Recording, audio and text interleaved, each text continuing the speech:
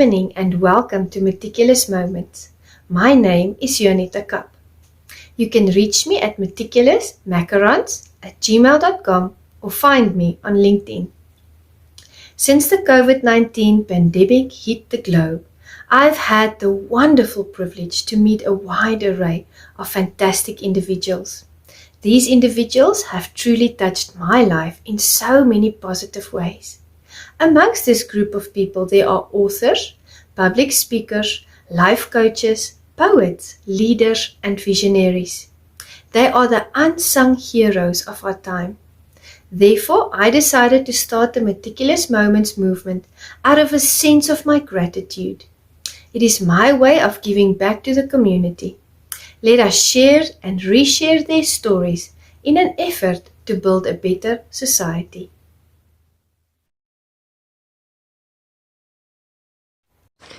Good day everyone and welcome to Meticulous Moments. Today we have the privilege of spending time with the amazing Roy Love. Captain Roy Love, USN Red, was born in the Dominican Republic and moved to the US in 1983.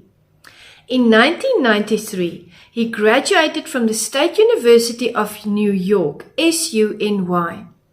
Maritime College with a BS in Marine Transportation. He attended the Naval War College in Newport, Rhode Island, earning a Master of Arts in National Security and Strategic Studies in 2008. He deployed to Iraq during Operation Iraqi Freedom in 2009 to support the Army's 304th Sustainment Brigade, managing and distributing fuel across Iraq to support US and Allied forces. He commanded the fast frigate USS Boone in June 2010 and led the ship in winning the Battle of Efficiency Award. Captain Love is the first Dominican and Afro-Latino to command a U.S. naval warship. He completed his tour on Boone in December 2011 and assumed command of a float training group Mayport in Jacksonville in charge of training all naval vessels in southeast U.S. He commanded Naval Base San Diego, NBSD, the second largest naval base in the US, and was the first Hispanic Afro-Latino to lead the installation. He led the base in winning the Commander-in-Chief Installation Excellence Award in 2019. He is a Certified Resilience Building Leadership Professional, RBLP trainer, and an authorized training partner dedicated to helping organizations create senior leaders that can build resilient teams, facilitate team learning, and support organizational learning. He is the president of the Association of Naval Services, ANSO. ANSO conducts recruitment and outreach within America's underserved communities, directly supports Hispanic Latino members in their decision to remain in their respective services, and provides mentoring and professional development. He serves on the board of directors as a role model and mentor for Hispanic Inspiring Student Performance and Achievement, HISPA. He also serves on the American Latino Veterans Association, ALVA, Board of Advisors, and the DoD Reed's Board of Directors. Founder and the CEO of the Road Eagle LLC, he is a certified Motorcycle Safety Foundation rider coach and motorcycle safety instructor, and an Iron Butt Association, the world's toughest motorcycle riders, long distance and endurance motorcyclist. Founder and partner of Two Eagles Leadership LLC, a veteran-owned, minority-owned professional development and leadership growth consulting company. Captain Love is a doctorate student at the University of Southern Mississippi, pursuing a PhD in Human Capital Development. This was indeed a wonderful session with a phenomenal man named Roy Love. Enjoy the session with us. Welcome, Roy Love. Good evening, everyone. Thank you so much for joining us at Meticulous Moments. And this evening, we have the privilege to spend time with the wonderful and amazing Roy Love. Welcome, Roy. Well, thank you, Juanita. Thank you. I appreciate it. It's good to be here with you. Let me turn my Thank phone you off. so much. Thank you, Roy. Ach, you made time for us this evening. We are so thankful that you are here. I've met with you before. We've chatted on LinkedIn, but the audience doesn't know you yet. Would you like to introduce yourself to the audience? Oh, absolutely. I'm Roy Love, and I live in the United States, in Virginia, right now. I was actually born in the Caribbean, the Dominican Republic. I'm a show and tell guy. So, if you don't know what the Dominican Republic is, it's this little island right here in the Caribbean. So, I live in Virginia up here right now, a few thousand miles away. um, Only a few. Yes. And so I grew up in the Dominican Republic until I was about 11 years old. My dad was Puerto Rican American, so American, but Puerto Rican. And so at 11, we moved to Puerto Rico. I got to experience that. That's kind of my first travel experience, at that tender age of 11. And I loved the move, and it was great. And then from Puerto Rico, we got to fly out to Orlando, and I went to Disney World and see a little bit of the continental United States at a very young age. And so when we moved to New York, I was ready for that. I moved to New York when I was 13. I went to junior high school, and college in New York City. So that was an amazing experience because I went to high school in the Bronx, the boogie down Bronx. So, and back in the '80s, it was not the best place to be. But I went to high school in Queens, and and if you think of the movie with Eddie Murphy, right, where he coming to America, he went to look for a queen in Queens. Didn't find any queens in Queens myself, but I did get a great education in the best high school in New York City today. Top high school, which is Townsend Harris High School. That was an amazing experience. And from there, I joined the Navy. I'm 18 years old. I get out of high school. I joined the Navy looking for a scholarship to go to college. The Navy did pick me up for an ROTC scholarship, and I went back to New York to the State University of New York, the Merchant Marine Academy. We call it Fort Schuyler. And if you saw Hamilton, they talk about the Schuyler sisters. Fort Schuyler is named after their dad. So it was incredible. When I saw Hamilton, I was like, hey, I went to a school called Fort Schuyler, which is incredible. Merchant Marine Academy, 4 years there, sailing across the world. Our first trip was to Europe, went to Italy, Spain, Gibraltar, which a lot of people haven't been to. It's an amazing little rock. And then we got to get around through the Mediterranean. And then a couple of years at that school, did a lot of travel, Puerto Rico, New Orleans, a lot of different places. So that's where my love for traveling really, really began, and being on a ship. So fast forward to 1993, I graduated from college, joined the Navy, and my first tour of duties in Pascagoula, Mississippi on a warship, a frigate at the time. And I thought I wanted to be a Navy captain. That's why I joined the Navy. My favorite shows were Star Trek and The Love Boat. So think about that. That's my mindset. I'm going to be a captain of a ship. Never really thought about it in the perspective of being in the U.S. Navy. But the opportunity to go to college for free through an ROTC scholarship was really, I couldn't pass that up, especially since my brother had started at the Naval Academy in 1989. And I was looking at that going, hey, that's cool. That's really nice. And they pay for everything. So I ended up doing 29 years, 6 months active duty in the Navy after 4 years at a Merchant Marine Academy. And traveled the world. And you can see the little dots on my map. So many, tell us. 49 of 50 states. I'm missing North Dakota.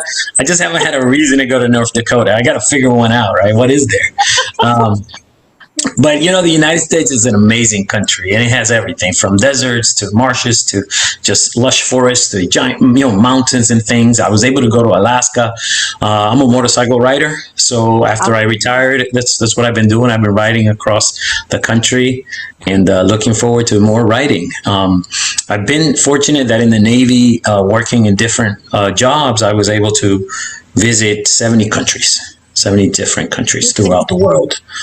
Please tell us, which countries have you been to? I mean, I just see dots everywhere. Should I ask, where have Yeah. you not been? So I was the captain of a U.S. warship, right? But before that, I was a division officer, department head on ships, and so started traveling. My first ship, we ended up in the Gulf, the Persian Gulf, and so this is think post Desert Shield, Desert Storm. Right, and we're operating in the Gulf, patrolling the waters of the Gulf. So you go through the Red Sea. Got to visit Greece, Spain, Egypt, Jordan, all through that one first trip through there. Ethiopia, Eritrea. At the time we get into the Gulf, then it's Oman, Qatar, Yemen, Saudi Arabia, United Arab Emirates, Bahrain. I mean, it was incredible. Later on, went to India, went to Pakistan, went to Sri Lanka, all on Navy ships. And then throughout Europe, I was fortunate that I was working with the Marines and doing site surveys across different countries. And I spent an entire month in Italy going up and down the coast, and from Italy taking a ferry across to Albania, Croatia, and just got to see some incredible places. Working with the Navy, the British and Canadian navies. I went to Canada, Quebec, Nova Scotia. Also went to Fastlane, Scotland, York, Ireland. I mean, just so many amazing places. I can tell you all 70 countries, but it's been an incredible adventure. Yes. That's phenomenal. That's phenomenal. And I'm very interested to know, because before we started our session, you mentioned one place that is your favorite place in the whole world. And I want you to tell the audience where that is and why. I don't want anybody to feel upset or bad about it, but I loved Australia. It was incredible. And I think because I was able to spend an entire week with my wife in Sydney, and we just had an amazing time. And visiting like places like the Three Sisters, going out and just, we stayed at a hotel by the Opera House in the Botanical Garden in Australia, in Sydney. And it was it was heavenly. It was expensive, but I think, that made it one of my favorite places, and especially because she loved it so much too. She had a really great time, and if we could, we'd settle in Australia and just move out there, live the rest of our lives out there. But I've been to Japan, absolutely amazing country. I've been to Thailand and a lot of the different countries in the Pacific there, the South China Sea. Very incredible places, all of them. And the best thing about traveling is the people that you meet. Oh, I agree. Wow, that must be incredible.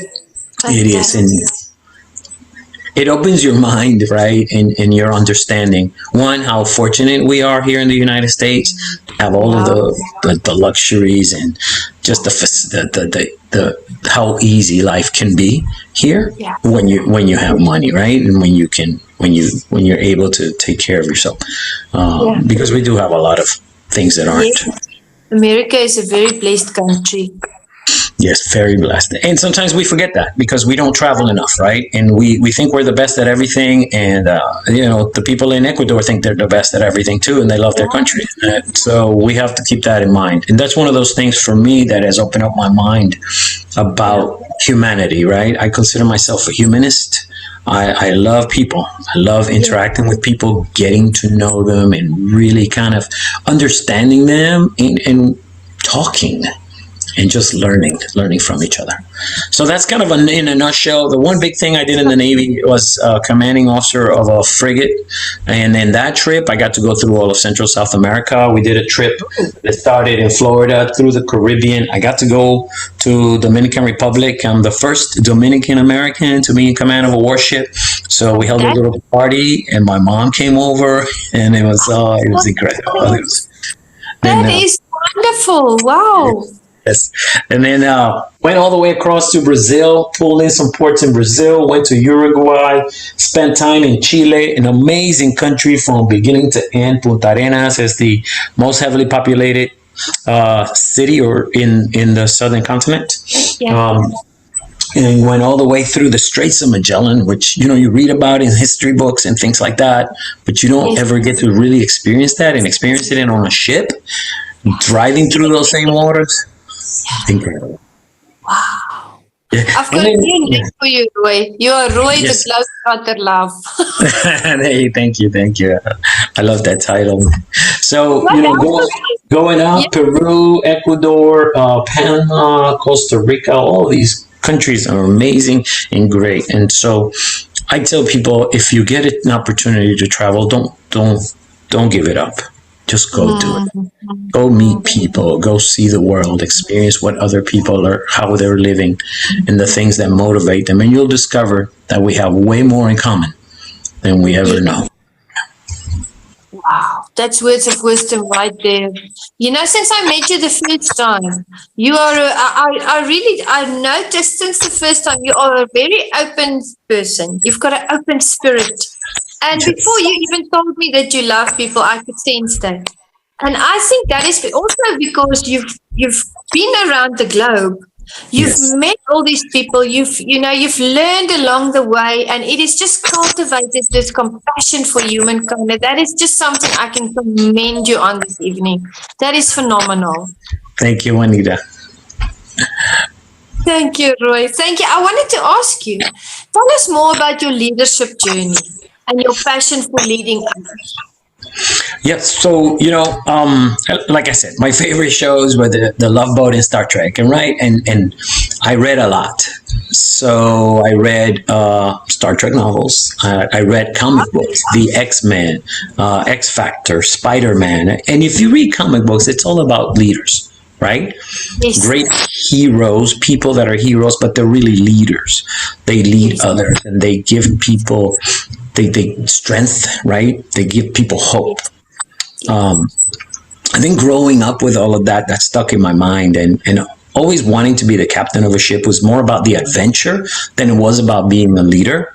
But once I got into the U.S. Navy in 1988, that first week in boot camp basic training, they asked for volunteers. I had already had about a year at college. My last year in high school was actually a year at college. So they said, hey, who's got any college who wants to be, in charge of the administrative stuff in the company? And nobody stepped up. So I was like, well, I'll do it. I don't know what it is, but I'll do it. And, that was the first, and then I'm in charge of all the company and all the paperwork and assigning people jobs and different things. I'm thrust in a position of leadership, and it was the first time in my life. But I loved it. It was like, oh wait, I'm in charge of a bunch of kids I never met before. They're all 18 to 25, something like that. And to this day, I have a friend that tells me the story. He's my best friend. We went to boot camp together in 1988. The next time we saw each other was 20 years later. But this is a story that he tells people every time. It embarrasses me because he's always telling it. So now I'm starting to tell it. So I was in charge of assigning jobs to all of the fellow recruits in my company. And apparently I assigned him the job in the galley or the kitchen, right? So he's over there. They had to go to the kitchen about 4:30 in the morning to prep the meal. So he's part of that crew that's prepping the meals. And literally at this time, we actually had sailors preparing the food. And part of that was peeling potatoes, right? So there's a stack of potatoes. It's 4:30 in the morning. He shows up to the galley. He's peeling potatoes. And he's there till they close after dinner, right? Yeah. So he comes to me a couple of days and says, man, I can't do this. I'm going to die. This is crazy. And apparently, because I don't remember, he said, and all you said was, hey, don't worry about it. I got you. And I changed him from that job to another job in the armory. So he's now used to going to the galley at 5 a.m., 4:35 a.m. And then he shows up to the armory about that same time. And he said he was there waiting for about 3 hours because the armory guys didn't show up till 8 in the morning. And so he thanks me all the time and said I saved his life over that. And I was like, okay, well, that to me, it was just you don't like what you're doing? I think there's options and I'm going to change you to it. Yeah. And so I never even thought about this as a big deal. But I kid you not, we're more than 30 years. This is 1988. We're 34 years since then. And he still tells this story about me. And I think about that. And I consider how I've led my life since then, right? So I think that is the start of my leadership journey.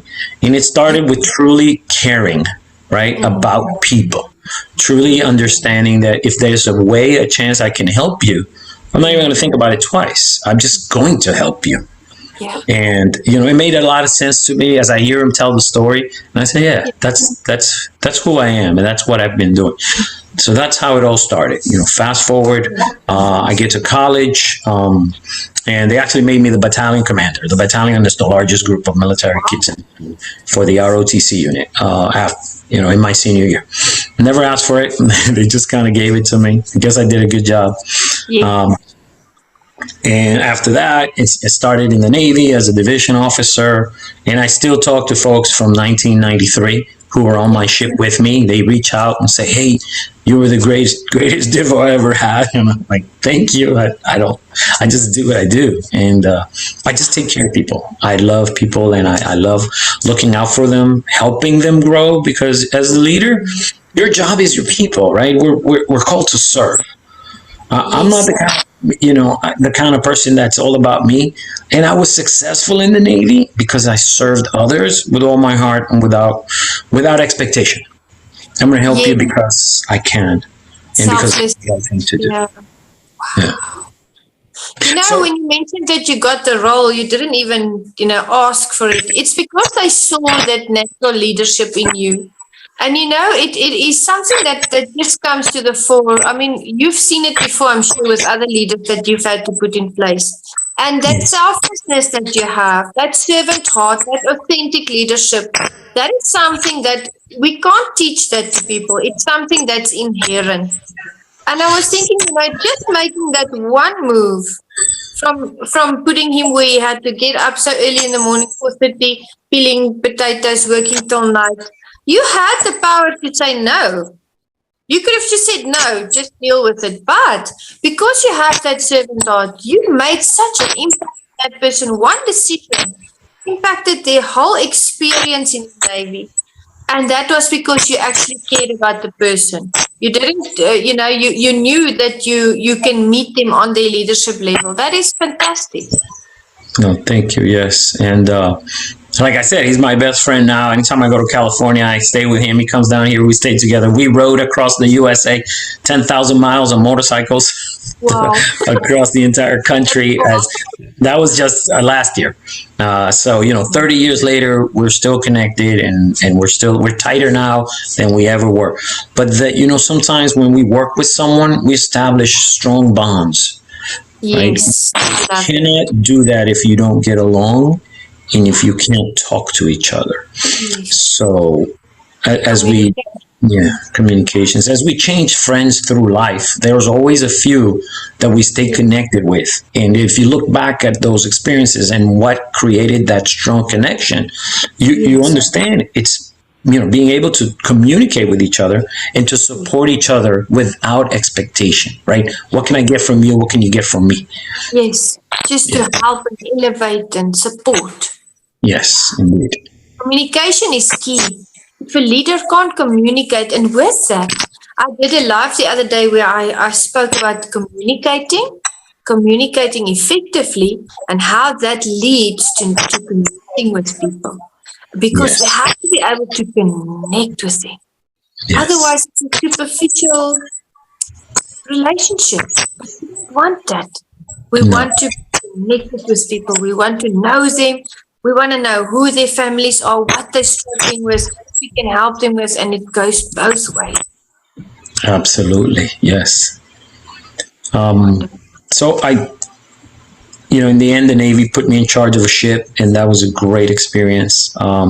Connected with all of those sailors, and I got most of the friends I have on Facebook are my sailors from my previous commands, my ships, who still seek me out. So that feels good, right? As a leader, as someone who'd been strong bond, responsible for them, for their lives, like their very lives, on a warship, right, in the middle of the ocean. You own everything on that ship. And it's your job to take care of every sailor. And anything that happens to them is you really have to be there for them. And I think sometimes some of our captains don't understand that, right? They sit on a pedestal and expect everyone to cater to them as opposed to going out there and talking. So as leaders, we have a responsibility to take care of our people. They don't have to take care of us, but there are times when we do need that support from them. And my father passed away when I was captain of the ship. And I told my executive officer, who's the second in command, and my senior enlisted leader, both of them, I said, my dad just passed away. I need you to watch me because I don't know how I'm going to be in the next, few months, few weeks. And we had that close of a relationship where they would say, hey, you're not doing this right, or, you need to think about what you're doing, or you're upset, or because we go through these moments in life where we're suffering, but we want to keep it internal, right? We don't tell others, I'm going through a tough time. And how can you get help if people don't know what you're going through? Exactly. And so you need people there to be able to listen to you and to guide you and help you, because we're all human. We've all suffered. Yes. We've all had hard times, and we can all support each other and help each other. Absolutely. There's this misconception in the world that asking for help makes you weak. That's nonsense. That's not how relationship and friendships work. Absolutely. Yes. It brings me to my next question. In our initial contact, we discussed various topics. And amongst these topics were your hobbies. Yes. I learned that you love motorcycles as much as I do, and I would love for you to tell the audience about your upcoming trip and why you are going. So I absolutely love motorcycles. I have 8 of them, and I travel a lot. And so this year, starting next year, January, I'm going to South America with a couple of friends. I've been planning this. This has been on my bucket list for forever. One of those, I dream of doing. And I don't know if you've seen the movie Motorcycle Diaries about Che Guevara before he became a revolutionary. It's an amazing movie. It kind of gives you the life of Che before he started with Castro, and as a physician in training, kind of at medical school, and the things that he did, the trip that he took on a motorcycle with a friend through Central South America. And that's where I got the idea, like, wow, I would love to do that. I'd love to see Chile, the mountains in Peru, and all these countries on a motorcycle. So we've been planning this trip, and we've decided that we're going to take off in January, and it's going to be about a 4-month trip. I contacted the Movember Foundation. So Movember is men's health. And their focus is really kind of to eradicate and fight against prostate cancer, testicular cancer, and also to help with men's health issues, suicide awareness, and suicide prevention. They have an arm that works with veterans and first responders. And so working with the Movember Foundation, we're going to go on a fundraising trip while simultaneously traveling across from Mexico through Central South America, Venezuela. I'm trying to skip Venezuela right now because of the political issues, but Colombia, Ecuador, Peru, Chile, all the way to Argentina, up to Brazil, and then back. And our goal is, working through Movember Foundation, to raise $50,000 in support of men's health issues, suicide awareness, suicide prevention, but with a focus on this money going to veteran and first responders, policemen, firemen, EMTs, who are also going through PTSD issues, a lot of challenges these days with everything that's been going on, and they need support as well. So it's a fundraising trip, but it's also a fun trip across the entire continent of the America. We're team Let's Roll. Let's Write America for Unity, Health, and Life. So spell roll, R-A-U-H-L, with a kind of a French twist, right? Roll. Roll. Right America. Yeah, Right America for Unity, Health, and Life. I'm on Instagram under The Road Eagle. The Road Eagle is my company. So I rent motorcycles, and I have a motorcycle blog, www.roadeagle.com. So www.theroadeagle.com. And I post the different things that I've done on there on my bike.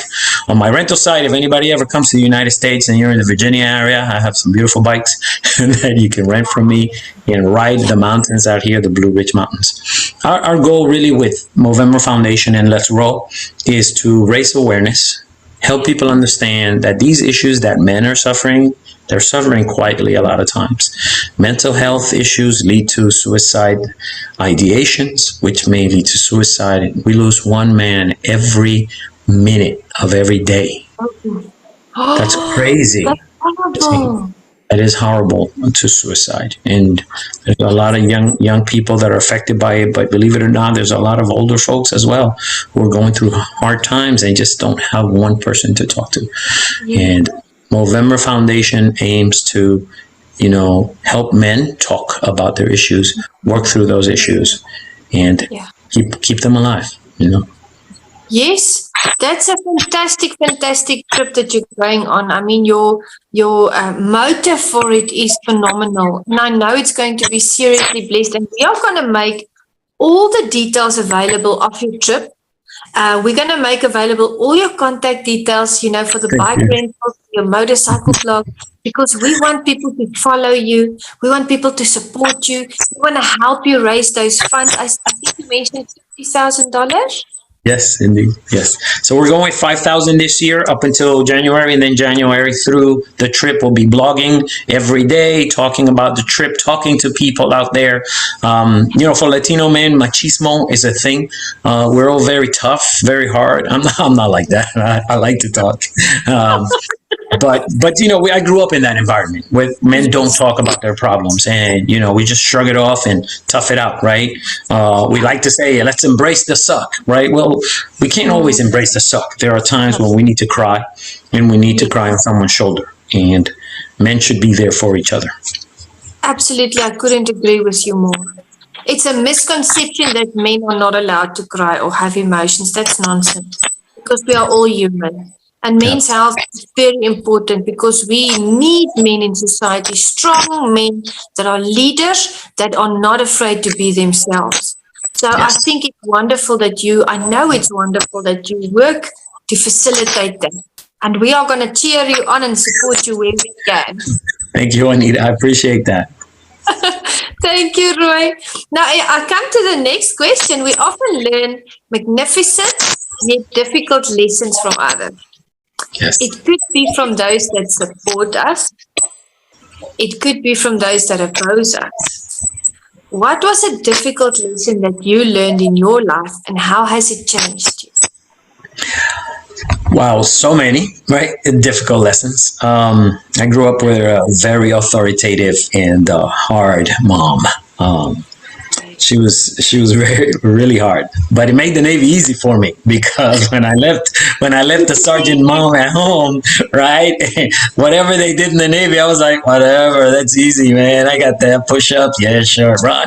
Oh yeah, you're not spanking me, I'm good to go, right? You know what I'm thinking? I'm thinking you were like, you're nothing. When I think of my mom, this is a breeze. It's funny, Juanita, because when something bad happens to me these days, I just laugh about it. I can't, I try not to get mad. Yes, I get angry every now and then, but I never lose my cool, and it's hard. So that said, I will tell you that I had an incident. When I worked at Naval Base San Diego, I was the commanding officer of the base. And this was only a few years ago.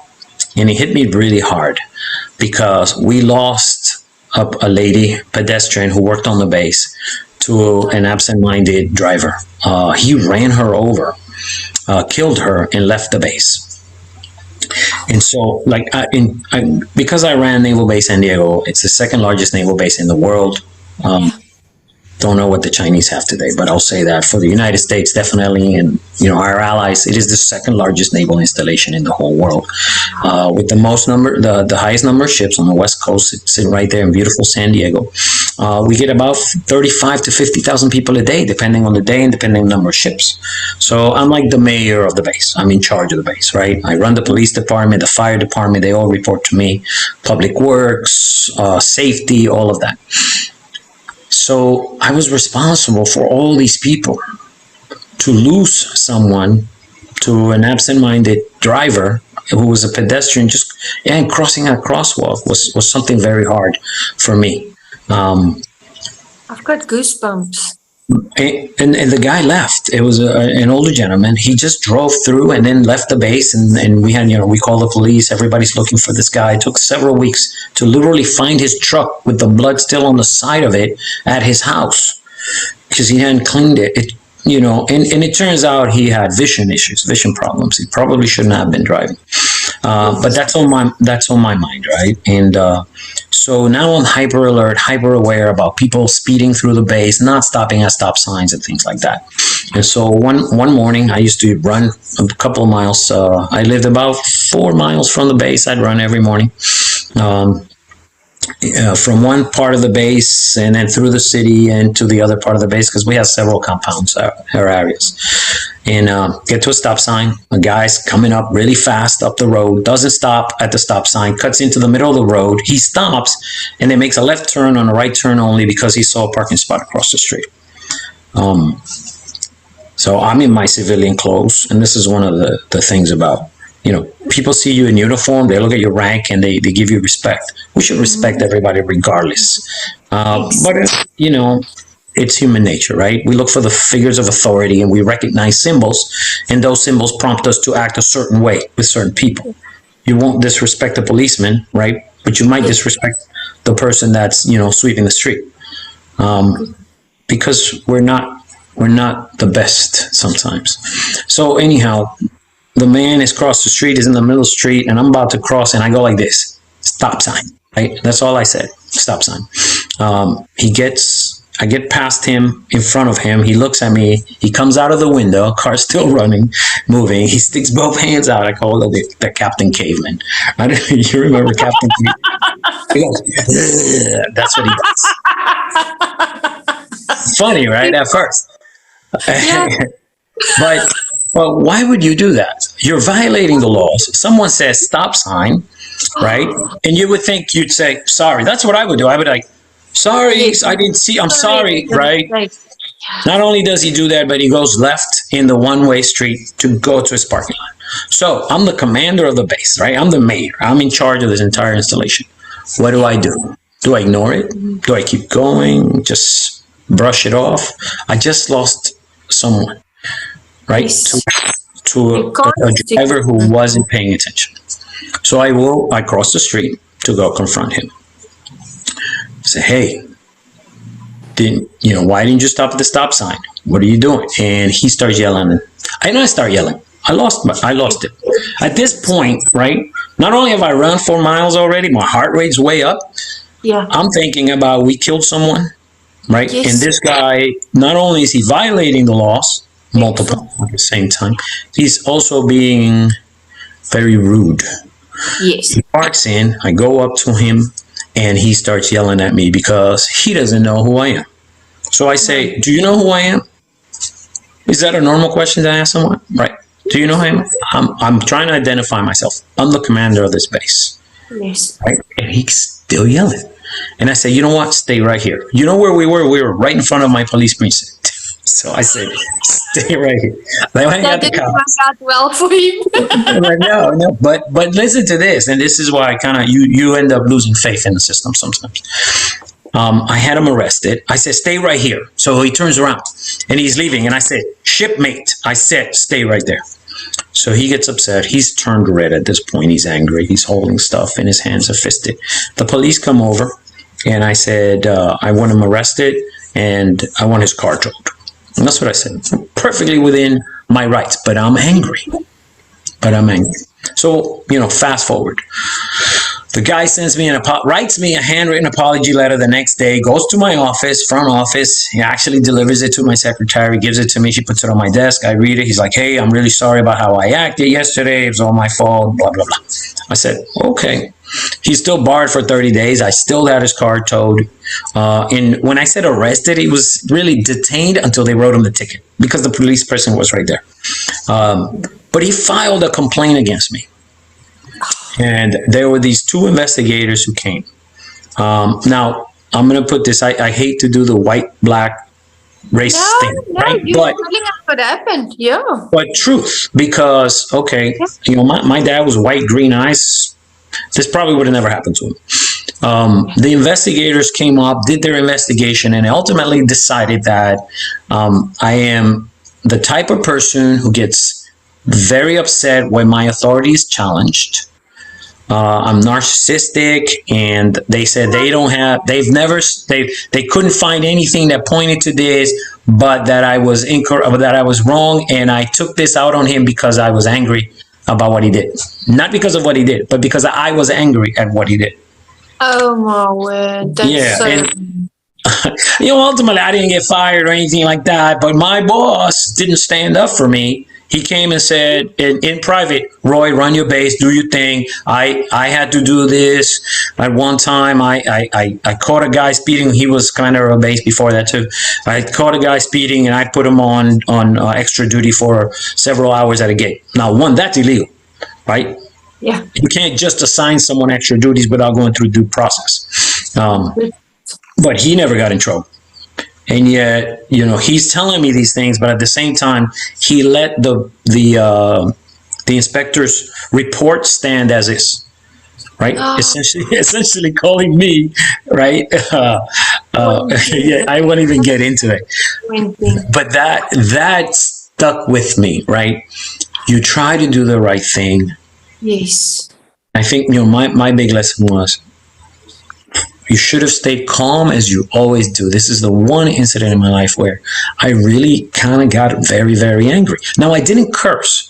He claimed that I called him a shipmate. And I'm like, yeah, he's a shipmate, right? We're in the Navy. We're all shipmates. I may have said it in an angry tone, but that's not a bad word. No. Right? It is not insulting in any way, shape, or form. A lot of things. Right? And that's what I said. And then, I could have called him Captain Caveman, but, you asked the question. And are there things in our lives that happen that we look back and, we could have done better? Have we failed as leaders sometimes? I did. I think I did not act the best way that I could have acted. But does that make me a bad leader? No. Right? And those are the things that we all need to reflect on. We will make mistakes in life. Sometimes those mistakes are justified by the actions of others. Yes. And, or not justified, but driven by the actions of others. And if you go back and consider, I'm not very religious anymore, but if you consider Christ at the temple, yes, with the men selling and turning over the tables and things, right? Anger, resentment at someone doing something wrong and then taking an action that perhaps wasn't the best action. But no one's condemning Christ for overturning, tables of people selling merchandise in front of the church. And yet in our society, sometimes, and I think about this, had I been a different person, a different captain, right? And the person that confronted me had been the same race, then would the investigators have reached a different conclusion? When the investigators were the same race as the person making the complaint against me, who had clearly violated the rules and was on video violating the rules. So it was his word against mine, and in the end, I'm the bad guy. I was like, okay, I got it, whatever. Sometimes the decisions don't make sense. It is what it is. But people say, these things don't happen. There's bias in our systems. There's bias in the things that we do and how we address with and interact with other people. Yeah. I'm in civilian clothes and I'm running through the base. And when you come up and talk to me, you don't know who I am or what I do, right? You have no idea that I'm in charge of the base of the installation and you're doing things wrong in front of me, because that's who you are. You will do things wrong as long as you don't think a figure of authority is watching you.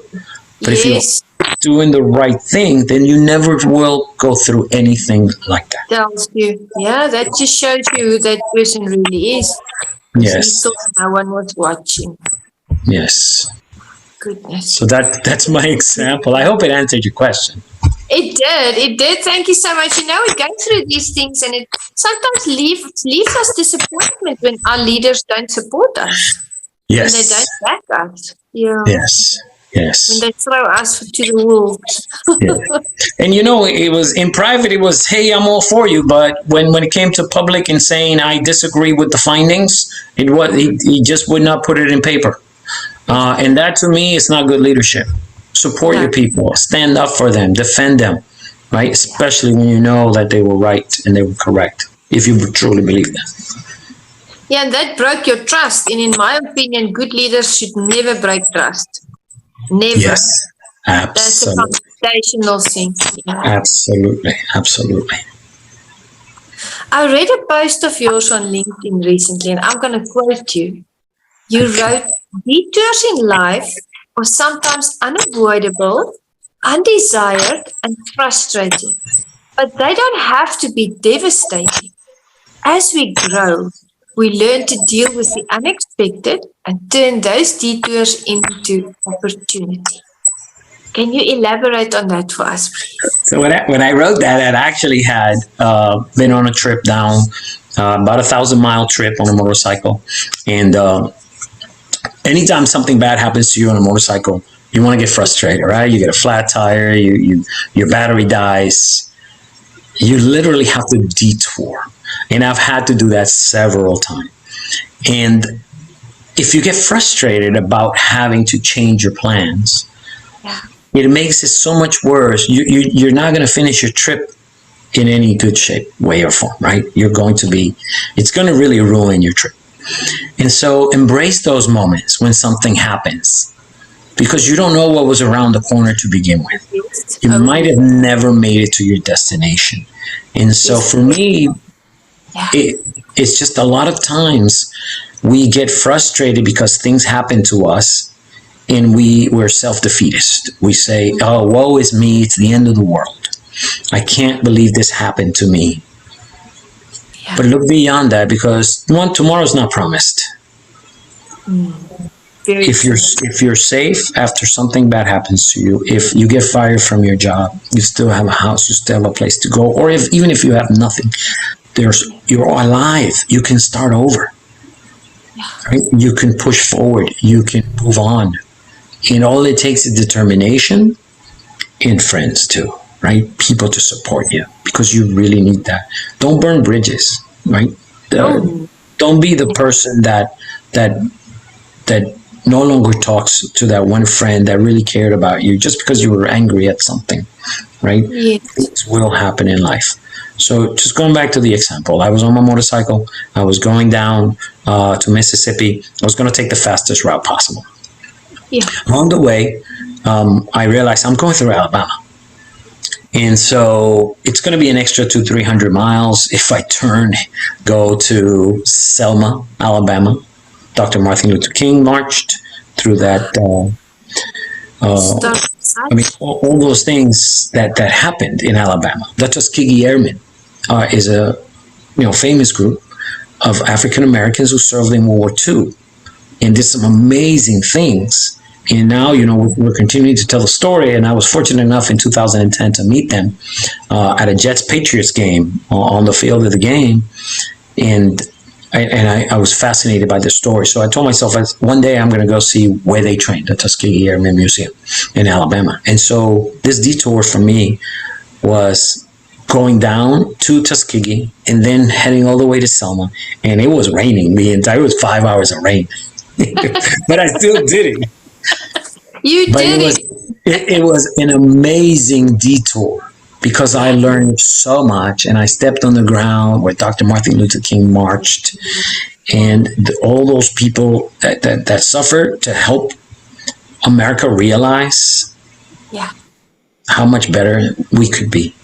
Yes. And the Tuskegee Airmen, and just going through the museum and just watching how they were treated during training, during the war, after the war, and yet they persevered.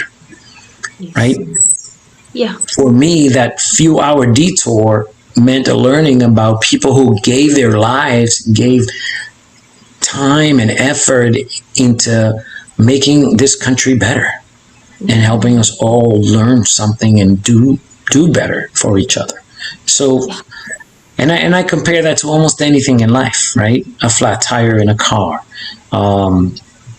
having to wait in a 5-hour line just to get your license done out of the DMV, and how we get frustrated over these things, little things, and yet in the past people have gone through so much, and they've not allowed themselves to be frustrated. They just kept the course. They ran through, and they made sure that what they were trying to accomplish got accomplished, and helped us to learn how to be resilient, right? To be strong, and not give up. To never give up. And you said a few things, this evening. You talked about treating people with dignity, even if it's people in uniform, even if it's someone in civilian clothes, talking about detours that are necessary. I love that saying that says difficult roads lead to beautiful destinations. I love that because it happens. It does happen. And you were talking about the DMV. Funny enough, this morning I was at the licensing department, and what they do here is they only take 30 people in a day. Yes. So I was there very early, but I saw on the wall there was like a board, and on the board there was a paper, and people had written their names because they were there early. They wrote their names so they would be in the city. Yes. So we were standing, and they were opening up, and everybody was checking, if their name is on the list. And there was a lady in uniform, but she didn't stand there when we were there. She must have been there earlier, and she put her name on the list. So the person that was helping us, he came out and he said, 7 of us can go to a certain office. They put us in different offices to help us faster. And someone thought that she had cut in the line. Her name was on the list, but they didn't know that. And they started fighting with this lady in uniform, and they told her she thinks she's better than them because she's a police officer and she's cutting in the line. And she's just trying to tell them, here's the paper, my name is there. She was number 7. Wow. I was so sorry for her. And then I started telling everyone out loud, you should always treat people with dignity, and you shouldn't assume. Give people the benefit of the doubt. And, they started fighting with her so much that by the time she told them what happened, it was too late. Things had been said that they couldn't touch that. And I was shocked that people would, go on about something so silly. That's what I'm talking about. We make such big deals of the nonsense sometimes. We miss the real issues, the big things, right? And at the end of the day, it's like you said, I always believe in this, right? So I have a little moniker for leader. What is a leader, right? The leader has qualities. Leaders have certain qualities. Not everybody's a leader. Just because you're in charge of a company does not make you a true leader. It just makes you the boss, right? The person that gets paid the most to lead others, and maybe you're not doing it so well. So take the word leader. L for love. You need to be able to love people, to really care about them. Some people are afraid of the word love, so let's just say care. But, I'm breaking down leader. So leaders lead with love. You gotta care about everybody. Empathy for E, right? You have to have empathy for people. You really have to put yourself in their shoes, understand what they might be going through so that you can understand how to respond to it or how to just listen, right? So attentiveness, listening to people. So love, empathy, attentiveness. Yeah. To have empathy, you must be prepared to listen. You got to be attentive to people, right? And then D for dignity. Treat people with dignity, because human dignity is something that should be just given. We're all entitled to it. You don't have to earn it. No. But you could lose it, right? Yeah. Because people do really bad things. Yes, that's the truth. And then, so dignity. And then finally, and I always forget. So love, empathy, right? Yeah. Attentiveness, dignity, edification. You have to lift people up too, right? You treat people with dignity, and when others don't, then you lift them up and you defend them, right? You edify. You bring them up and encourage them, right? So you could say that. And then finally, the last word is respect. Yes. You really have to respect others. Treat people with respect. We all want it. We all want to be treated with respect, but sometimes we don't respect others. right? So love, empathy, attentiveness, dignity, edification, and respect. That's wonderful. I mean, Wonderful. All essential. All of those qualities are essential to be a yes. good, strong leader. Tell me, Roy, what are the worst actions a leader can take when they find themselves under pressure? Lose your temper. Lose your temper. Remain cool at all times. No, I think it's forget that you have to treat people with dignity and respect, right? To go back. You really kind of forget that you're no better than anybody else. And that the problems that you're facing are nothing different than what other people have faced already. Unless your life is in danger right then and right now, you really have to consider how your actions are going to affect those around you. Yes. I think that the worst thing that you can do as a leader is forget that. Yeah. People matter. And without them, you're nothing. Yes. What is a leader without the people that follows them? That's so true. Hey, It's Tom Hanks sitting on an island with a ball. That's what you are. I remember and that. Wilson didn't listen to him, right? Well, I just want to say you've been across the globe, so I'm sure you've even been on that island. I can't wait to hear about your trip. You know what I was thinking when you were talking about being away for 4 months? I thought, when you come back, we should do an interview again and you can come and tell us everything that you've learned and experienced. That is just amazing. That would be amazing, yes. Yeah. Tell me, Roy, what was one of the defining moments in your life where you realized that you wanted to make a positive difference in society? See, that's a great question. I think, and it's September. September 11 is coming up. We remember the towers. We remember the Pentagon, the attacks. But if I go back, there's been so many different moments where I've said to myself, I need to take care of people. And I've watched this. And I think, I go back to my first tour as an officer and watching, and I had a captain who just wasn't taking care of people. And this is the times where you say, I do not want to be that way. Yes. Right? I want to make sure that I am not. You learn from good and bad.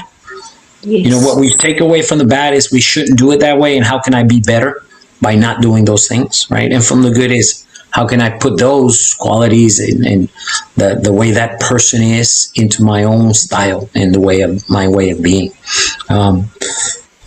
So I think that's the formative years, right? As a junior officer, just kind of getting the feel for how to work with people, how to deal with people, how to treat them right, how to get the job done. Yes. But if I do go back and, September 11th and all the things that happened and the separation it caused in the world, just people pulling away from each other instead of coming together. A lot of coming together here in the U.S. against the common enemy, but the definition of that common enemy got diluted. Right, we lost track of who really the enemy was, and we decided that an entire group of people who may or may not have been involved in this were the enemy. And I saw this happen in a bathroom on a rest area where I was on travel right after 9/11. A man walked in. He was actually Sikh, and an American, I'm assuming, decided that he was going to confront him about being a terrorist and all that. And the man says, you don't even know who I am. I'm a Sikh, right? And in that moment, I realized that we needed to do something to make sure that people weren't just picking enemies, right? That they understood, right, what this is really all about. And so I myself started to talk to folks about not everyone who's Muslim, not everyone who's from the Middle East, not everyone who's brown is the enemy. Exactly. We need to start working together. I think that's the day I decided that I'm more than a Christian, more than a godly person. I'm just going to be a humanist. Yes. We're all in this together. So absolutely. Look, wherever I've gone, I've been in the ministry for 15 years. Wherever I've gone, I always make the churches multicultural, and I always make the language English. Because the gospel is for everyone. And I do the same when I work in business. And I actually have a very unconventional family. My mom passed away in 2020 from stage 4 brain cancer. I'm sorry. And I grew up without a dad, so I was alone with my kids.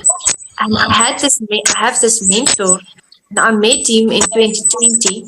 He's an African American man. And this year we were having a mentoring session, and he stopped and he said, calls me Jay. He said, you know, Jay, he says, I love you. He says, I never had a daughter. He's in his 60s. He says, but you are going to fill that place in my heart. And he decided he's going to adopt me. So That's awesome. I'm African, but I have an African American father in America.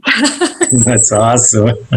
That's a great story. That's a great story, Juanita. I mean, and these are the relationships that we can forge when we get to know one another, regardless of race, background, where we were born, and any of that other nonsense that we want to separate ourselves with, right? We're one tribe. It's the human tribe. It isn't, the guys from Georgia versus the guys from New York versus the guys from Mississippi, or the guys from the Middle East against the guys from China.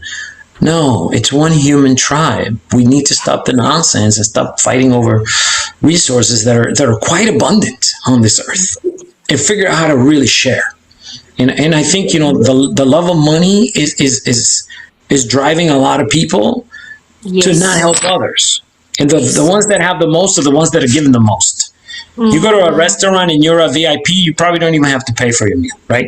I mean, think about Brad Pitt walking into a restaurant and just the doors opening and please sit down and we have the best champagne for you. He doesn't pay a penny. But the man who truly needs it, who's the bum, is sitting outside waiting for someone to give him a piece of bread from the leftovers, because we won't give it to him because you're not working. You're not doing what you're supposed to be doing. You're not contributing to society. Really? We don't have no idea what this man is going through mental health-wise, what suffering, what happened to his family, why he ended up in that situation. And what's a piece of bread? Right? When you're giving Brad Pitt, and I'm sorry, I shouldn't be using Brad Pitt, but you're giving an actor. We're not picking on you. It's just an example. Yeah. I'm sorry, I'm using you as an example. You're an excellent person.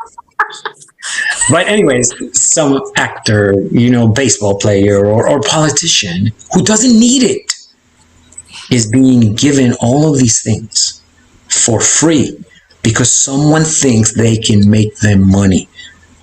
It's not free, right? It never is. Anyhow.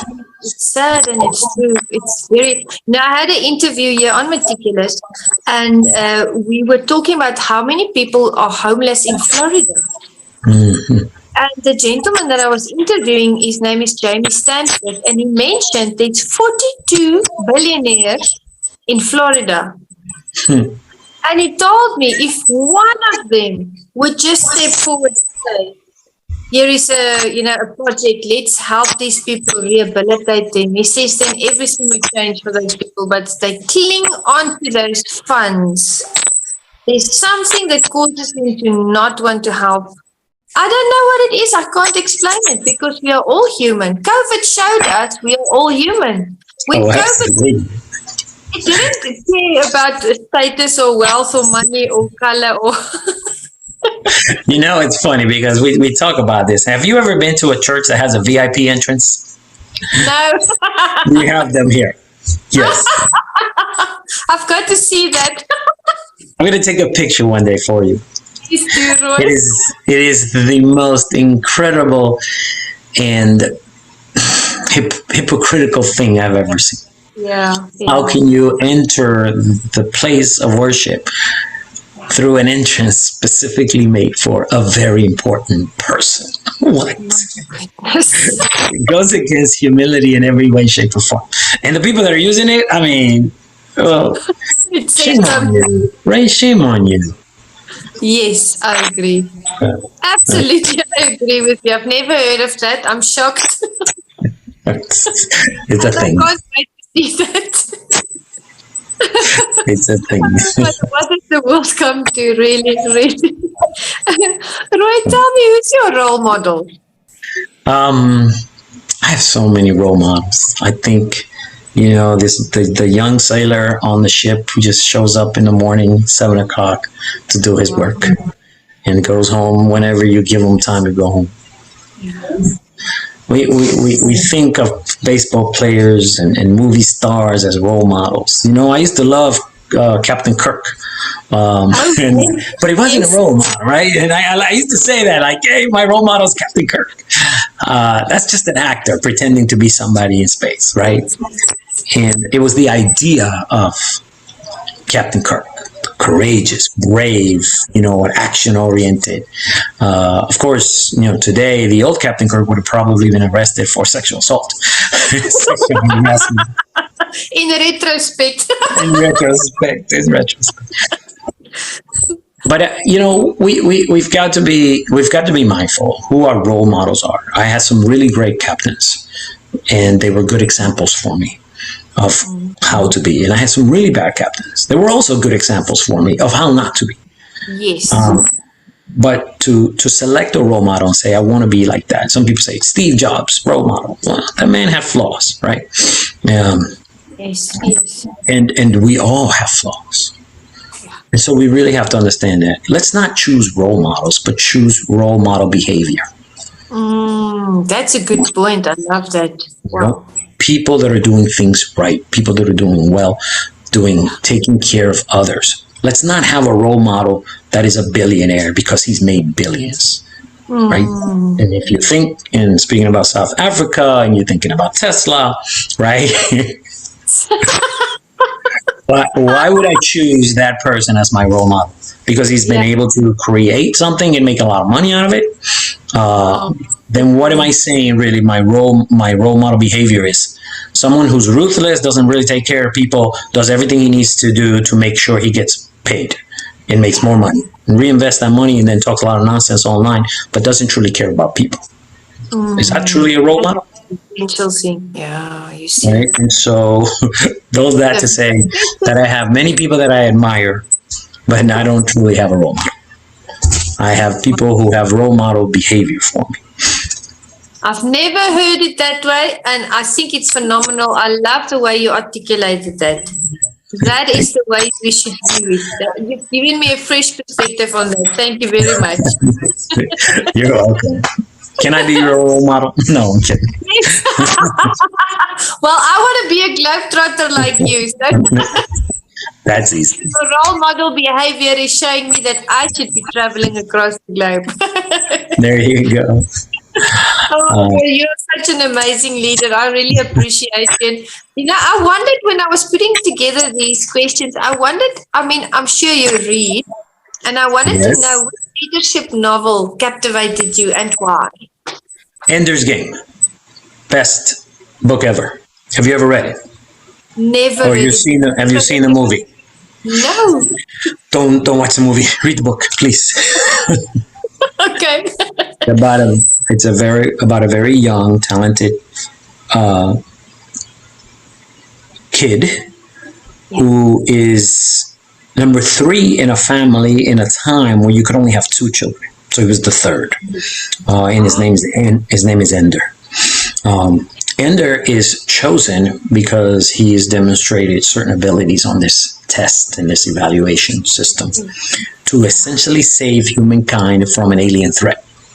But he doesn't know it. And so Ender's Game, the entire book, is about how he goes through these moments in life where he demonstrates the ability to lead others, but at the same time be ruthless in defending himself and others.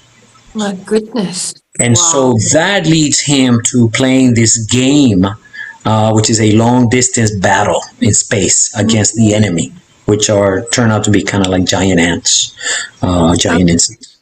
And so in the game, Ender has demonstrated this ability to really kind of not want to fail to the point of destroying his enemy, essentially neutralizing his enemy to the point where that's it, the threat is done and gone.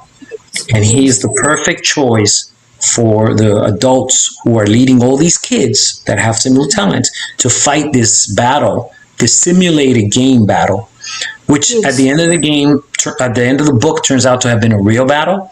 And Ender makes the choice, the decision to annihilate the entire planet of these aliens without really knowing and understanding what he was doing. My goodness. But because he always chose, right, to end it for good.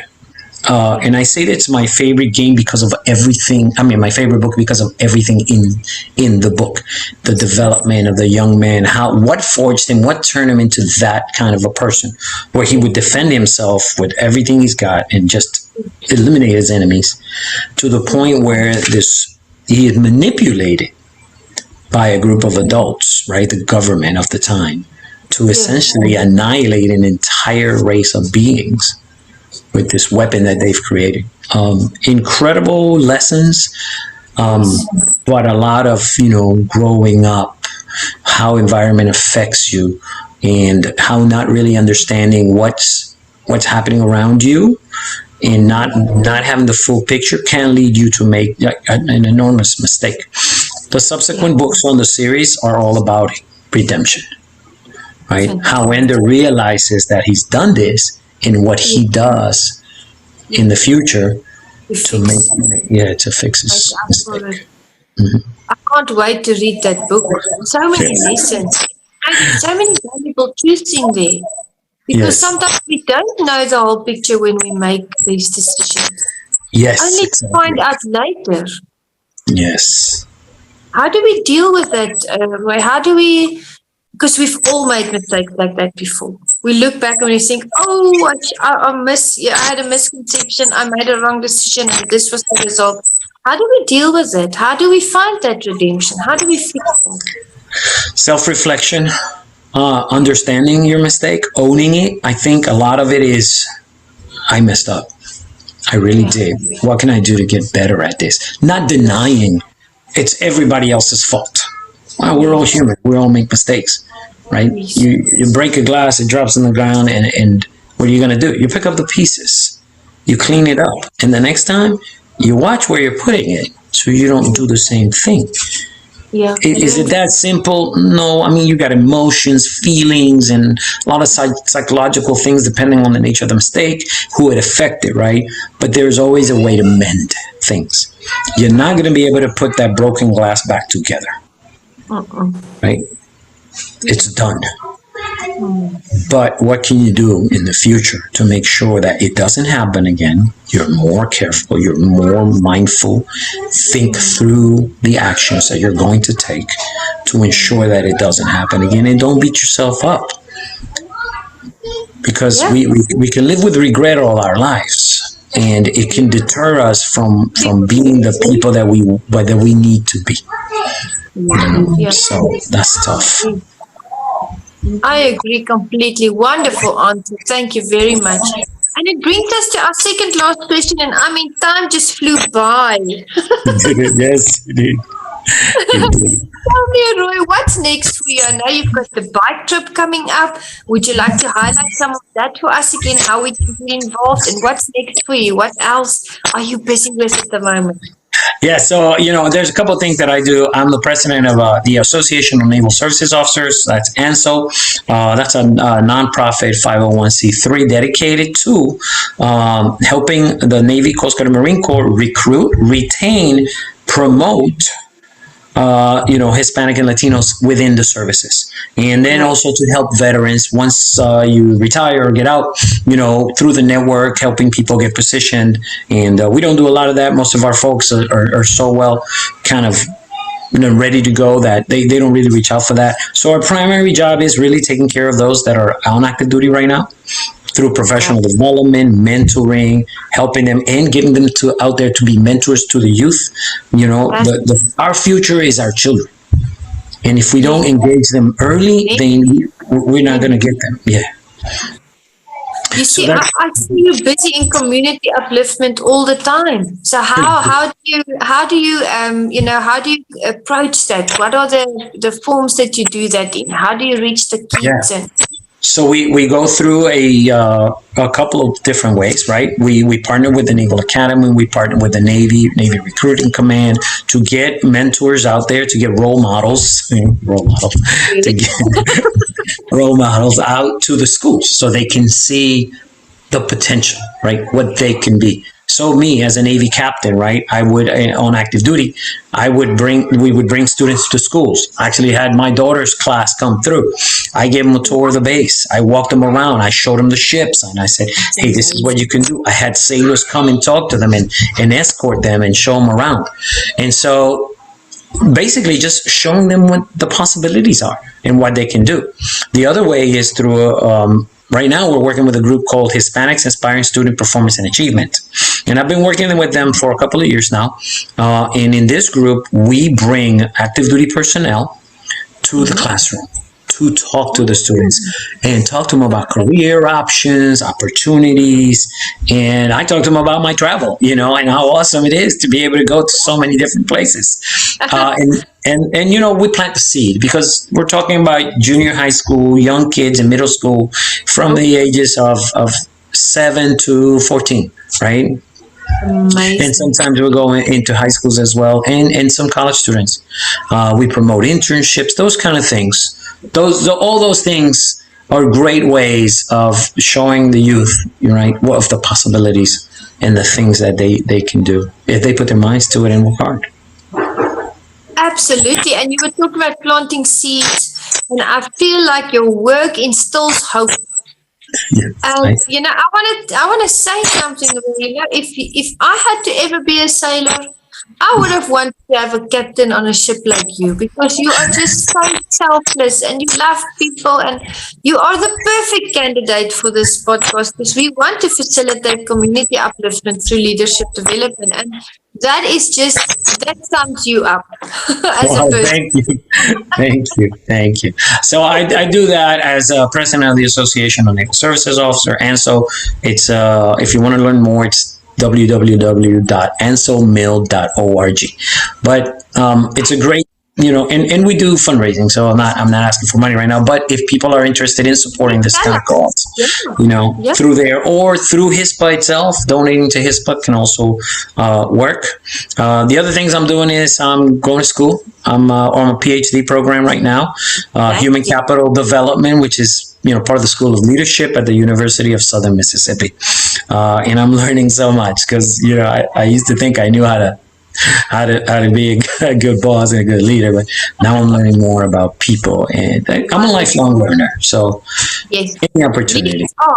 Leaders never stop learning and growing. There will always be a new leader that teaches us something. There'll always be a book to read. There'll always be a poem that inspires us. You have, during your years in the Navy as a captain, you have raised up leaders that are now teaching other leaders that will one day teach the next leader. And it's something, the work that you did all those years, you paid it forward. And people are going to take the baton and they're going to run. And I don't think people realize, good leaders don't realize the impact they make in society is not short term. It is long term. Because sometimes you won't even see physically for yourself the fruit of your labor. But things that you did in 1988 has changed so many lives over so many years. So we should realize how special leadership really is. No, that's a great point, Juanita, because, someone asked me one time, and I wrote some on my memoirs on command, and you can look this one up, Captain Roy Love, Memoirs on Command. All right. And they asked the question, what is your biggest win in command? Yeah. And, we won the Installation Excellence Award when I was commander of a base. We won the Battle Efficiency Award when I was the captain of a ship. We got retention awards. We got all of these medals and all this stuff. Well, none of that matters, right? The win is developing your reliefs, the people that are coming behind you, the future leaders. That's the real win. And when I go back to just my time as a captain on a ship, I had 4 department heads. Yeah. And all those guys are in command of their own ships right now. There you go. And that's unusual to get all 4 of you, because you got to rank them against each other, right? Yeah. There can only be one number 1 guy. And so how you manage that in a year and a half that you're captain of the ship is going to affect their entire careers. And most of the time, you can't, if you're not the number 1 department head, how do you recover from that for your next job to make command of your own ship? And I'm proud to say, and this isn't because of me, it's because they did it, right, for themselves.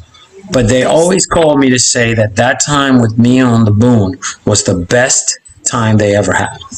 Yeah. And they want to make their ships like our ship. And that's like the biggest, proudest dad moment, you know, you could ever have. It's like, oh, gee, like my boys are Jason and you know, I'm like, dude, I can hug you right now, man. You see, and you've never shared that with me before, and somehow I knew, because I can see the leader that you are. There's the fruit of your labor right there.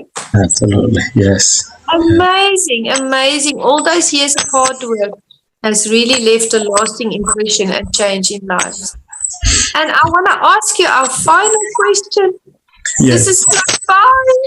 Do you have any words of wisdom for the audience?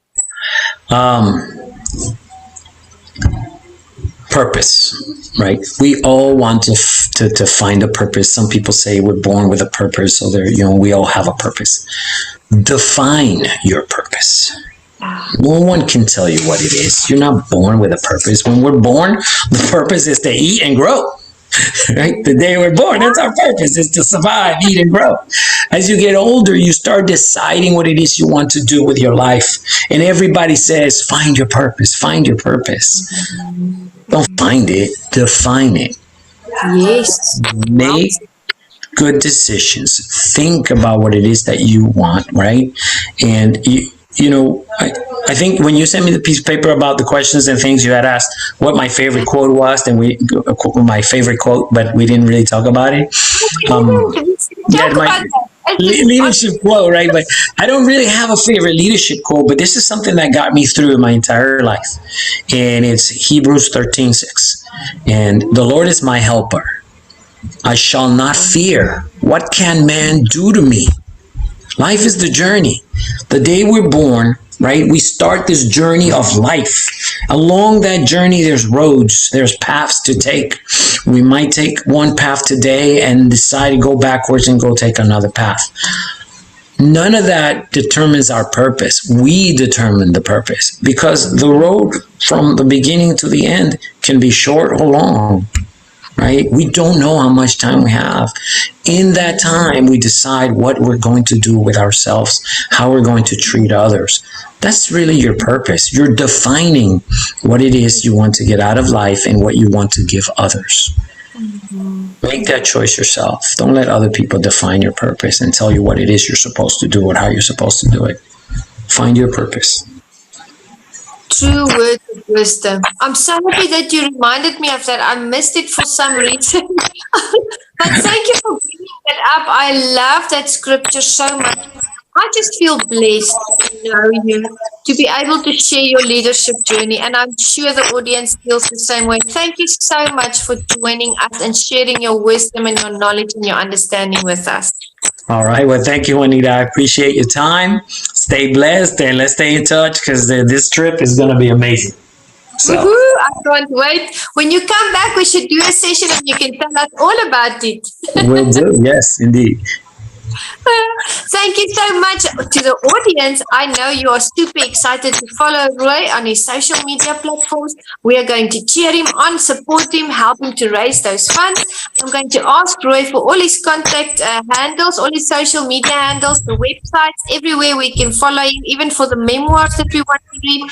Please see it at the end of the session and make contact with him and network with him, and we will cheer him on, and we know it's going to be an amazing trip. So thank you so much for joining us, and we'll see you next time. Goodbye.